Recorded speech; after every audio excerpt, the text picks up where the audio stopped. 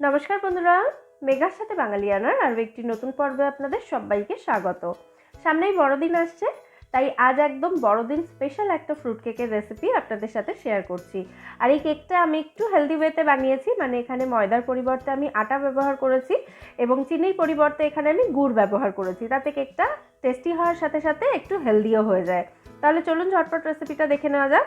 প্রথমে কিছু উপকরণ আমি এখানে ফলের রসে ভিজিয়ে রাখবো। একটা বাটিতে আমি এখানে কিছু টুটি ফ্রুটি নিয়েছি, হাফ কাপ মতো নিয়েছি, কিছুটা খেজুর, হাফ কাপ মতোই খেজুর নিয়েছি, আর 1/4 কাপ মতো এখানে নিয়েছি কিশমিশ। এই সমস্ত উপকরণগুলোকে ফলের রসে ভিজিয়ে রাখবো। আমি এখানে বেদানার রস ব্যবহার করেছি। ম্যাঙ্গো জুস মানে আমের রস ছাড়া আপনারা অন্য যে কোনো ফ্রুট জুস এখানে ব্যবহার করতে পারেন। হাফ কাপ মতো ফলের রসে আমি এখানে এই উপকরণগুলো ভিজিয়ে রাখছি। এগুলো ভিজতে দিতে হবে মোটামুটি 1 ঘন্টা মতো। আর টুটি ফুটিটা কিন্তু আমার বাড়িতে তৈরি করা টুটি ফুটি। আগের বছর আমি রেসিপি দিয়েছিলাম বাড়িতে কিভাবে টুটি ফুটি তৈরি করতে হয়, চাইলে সেই রেসিপিটা আপনারা দেখে নিতে পারেন। কিছুক্ষণ সময় দিলেই কিন্তু এই টুটি ফুটি খুব সহজেই বাড়িতে তৈরি হয়ে যায়। সেই রেসিপির লিঙ্কটা কিন্তু আমি ডেসক্রিপশন বক্সে দিয়ে দেবো, চাইলে আপনারা দেখে নিতে পারেন। ভালো করে মিশিয়ে দিয়েছি জুসের মধ্যে এই উপকরণগুলো। এবার এগুলোকে 1 ঘন্টা এভাবেই রেখে দেবো। তারপর কেকের ব্যাটারটা তৈরি করার আগে আরও কিছু উপকরণ আমি এখানে তৈরি করে নেব। একটা মিক্সার জারের মধ্যে আমি 1 মুঠো মতো দারচিনি দিয়ে দিলাম। এর সাথেই দিয়ে দেব আমি এখানে 20-25টা মতো লবঙ্গ, আর দেব এখানে 1 টুকরো জায়ফল।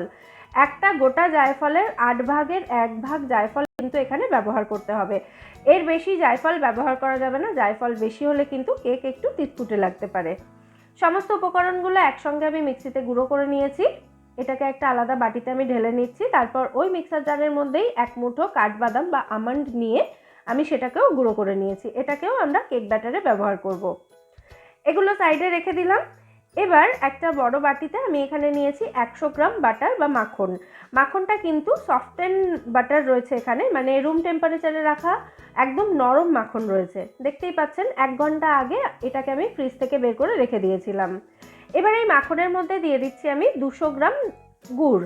আপনারা আখের গুড়, খেজুরের গুড়, যে কোনো গুড় ব্যবহার করতে পারেন। এখন যেহেতু শীতকাল, খেজুরের গুড়টা মার্কেটে অ্যাভেলেবেল, পাটালি গুড় বা এরকম লিকুইড গুড় আপনারা ব্যবহার করতে পারেন।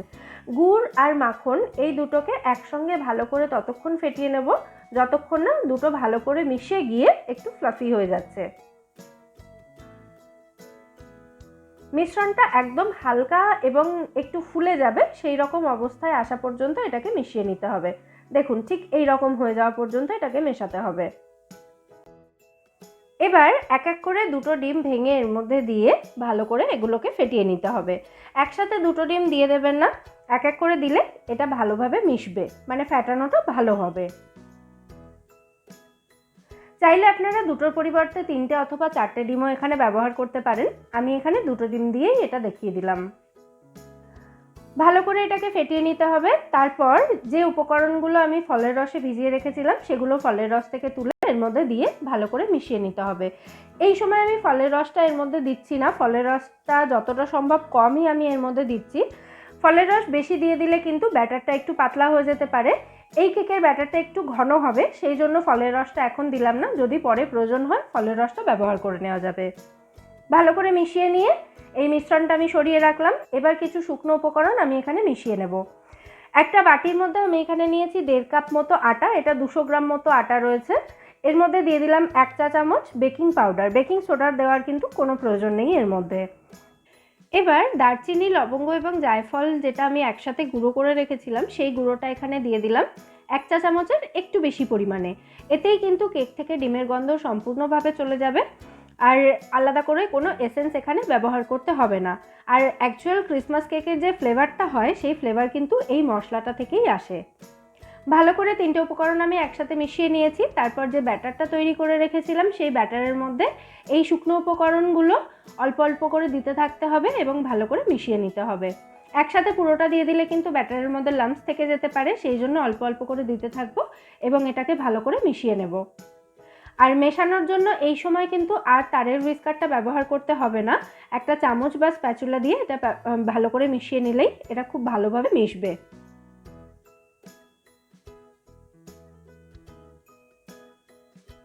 দেখুন, খুব ভালো করে এটাকে আমি মিশিয়ে নিয়েছি। এবার এর মধ্যে আমি দিয়ে দিচ্ছি আমন্ড গুঁড়োটা, মানে কাঠবাদাম যেটা আমি গুঁড়ো করে রেখেছিলাম সেটা এর মধ্যে দিয়ে ভালো করে মিশিয়ে নিচ্ছি। এবার এই মিশ্রণের মধ্যে আমি আরও কিছু ড্রাই ফ্রুটস কুচি দিয়ে দিচ্ছি। কয়েক রকমের বাদাম নিয়েছি আমি এখানে, আখরোট নিয়েছি, চিনেবাদাম নিয়েছি, কাঠবাদাম এবং কাজু বাদাম। এই 4 রকমের বাদাম আমি একদম ছোট ছোট টুকরো করে কেটে নিয়েছিলাম, সেগুলো এখানে দিয়ে দিলাম। দিয়ে ভালো করে মিশিয়ে নিলাম। আর কিছু ড্রাই ফ্রুটস কুচি আমি রেখে দিয়েছি ওপর থেকে ছড়িয়ে দেওয়ার জন্য। দেখুন মিশ্রণটা কিন্তু এরকম একটু ঘনই হবে। ফলের রস একটুখানি বেঁচেছিল, সেই জন্য আমি এটা দিয়ে দিলাম। এটা দিলে খুব একটা বেশি পাতলা হয়ে যাবে না মিশ্রণটা, আর ফলের রসটাও নষ্ট হবে না যদি এটা ব্যবহার করে নেওয়া হয়। সেই জন্য আমি রেখে দিয়েছিলাম যে একদম শেষে যদি প্রয়োজন হয় তাহলে ফলের রসটা মেশাবো। ভালো করে মিশিয়ে নিয়েছি। আমাদের কেকের ব্যাটার কিন্তু এখানে একদম রেডি হয়ে গেছে। এবার যে পাত্রে কেকটা বেক করব সেটাকে আগে প্রিপেয়ার করে নেব। আমি এখানে এরকম একটা স্কোয়ার শেপের কেক মোল্ড ব্যবহার করছি। আপনারা যে কোনো অ্যালুমিনিয়ামের বাটি বা অ্যালুমিনিয়াম ফয়েলের মধ্যে কেকটা বানাতে পারেন।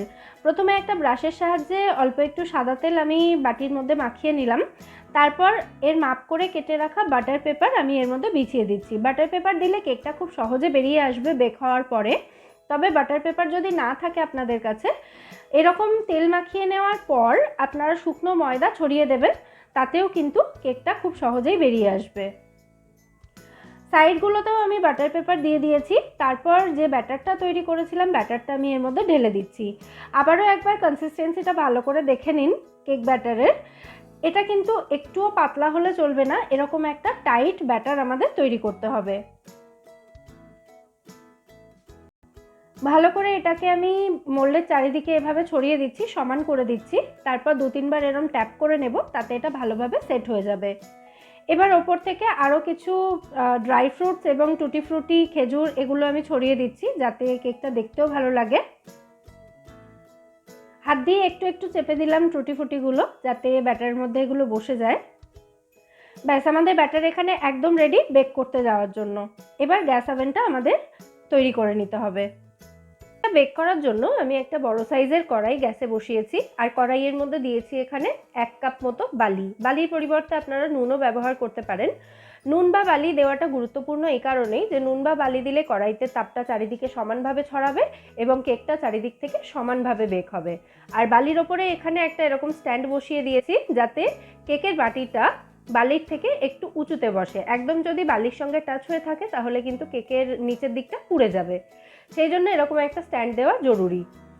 আর গ্যাসের ফ্লেমটা আমি এই সময় মিডিয়াম রেখেছি। এরকম মিডিয়াম ফ্লেমে রেখেই কড়াইটাকে ঢাকা দিয়ে এরকম খালি অবস্থাতেই এটাকে গরম হতে দিতে হবে 10 মিনিট মতো।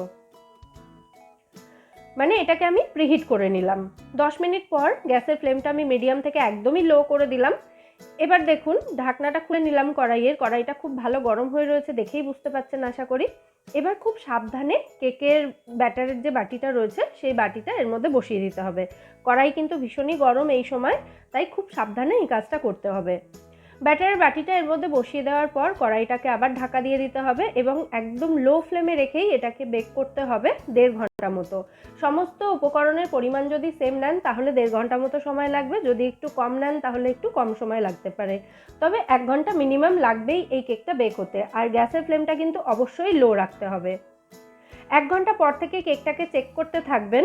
আমার এখানে কেকটা বেক হতে পুরো 1.5 ঘন্টাই সময় লেগেছে। 1.5 ঘন্টা পর দেখুন একটা টুথপিক আমি কেকের মাঝখানটায় বা চারিদিকটায় ঢুকিয়ে দেখে নিচ্ছি যে টুথপিকটা পরিষ্কার বেরোচ্ছে কিনা। কোনো রকমের ভিজে ভিজে বা ব্যাটার টাইপের কিছু কিন্তু টুথপিকের গায়ে লেগে নেই, তার মানে কিন্তু কেকটা খুব ভালো মতো বেক হয়ে গেছে। দেখতেই পাচ্ছেন চারিদিক থেকে আমি দেখে নিচ্ছি যে এটাকে চেক করে কেকটা একদম রেডি হয়ে গেছে। এবার এটাকে আমি বের করে নেব। যদি দেখেন এই টুথপিকের মধ্যে ব্যাটার লেগে আছে তাহলে এটাকে আরও কিছুক্ষণ বেক করতে দিতে হবে। যেহেতু এটা হয়ে গেছে তাই আর ওভার বেক হতে দেব না এটাকে। আমি কেকের বাটিটা বের করে নিলাম। আর এটাকে কিন্তু এই মুহূর্তেই মোল্ড থেকে বের করতে যাবেন না, গরম অবস্থায় বের করতে গেলে এটা ভেঙে যেতে পারে। সেই জন্য পুরোপুরি ঠান্ডা হওয়ার পর তারপরেই কিন্তু কেকটাকে মোল্ড থেকে বের করতে হবে। আর এই কেকটা ঠান্ডা হতেও একটু বেশি সময় লাগে, মোটামুটি 3 থেকে 4 ঘন্টা মতো সময় লাগবে এটা পুরোপুরি ঠান্ডা হতে। যখন এটা পুরোপুরি ঠান্ডা হয়ে যাবে তখন এই মোল্ডের ওপরে একটা প্লেট রেখে প্লেটের ওপরে মোটাকে উল্টে দেবেন, তাহলেই দেখবেন খুব সহজে কেকটা বেরিয়ে আসছে। কেকটা বের করার পর বাটার পেপারগুলো কেকের গা থেকে ছাড়িয়ে নিতে হবে।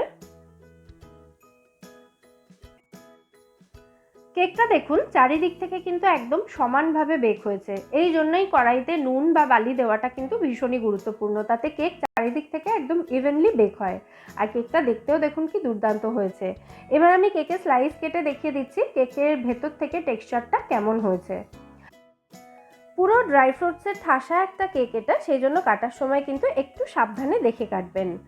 আর কেক বানানোর জন্য আরও একটা ভীষণই গুরুত্বপূর্ণ কথা আমি বলে দিই, এখানে কোনো উপকরণই কিন্তু ফ্রিজ থেকে বের করে ডাইরেক্ট কেকের ব্যাটারে মিশিয়ে দেবেন না।